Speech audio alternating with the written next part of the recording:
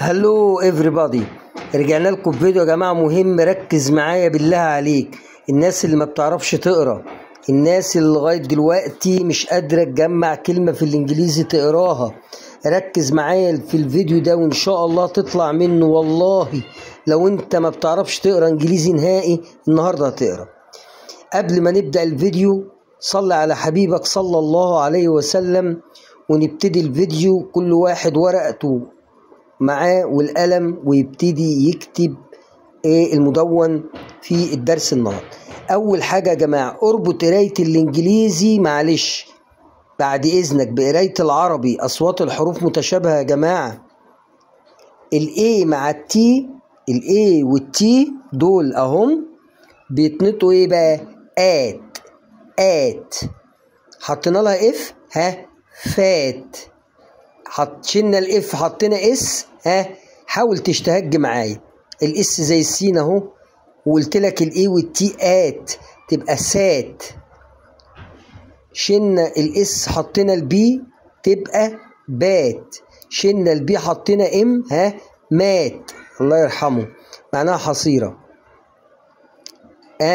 السي والاتش هنا تنطق تشات تشات. يبقى خلي بالك صوت الحرفين دول زي التي والشين كده مع بعض. قبعه او طاقيه. طبعا الاتش بينطق اهي هات. ده مقطع. المقطع التاني الاي والدي اد. شلنا ما شلناش لسه، هنحط الاس بقت ايه؟ ساد. شلنا الاس حطينا ام بقت ايه؟ ماد. شلنا الام حطينا اتش بتنطق اهي تبقى ايه؟ هاد.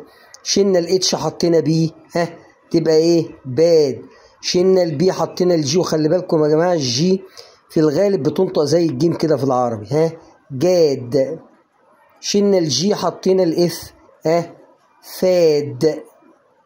بتهيألي كده يا جماعه بعد المقطع ده اقدر ان انا اجمع الكلمات اللي هي الصغيره في الاول.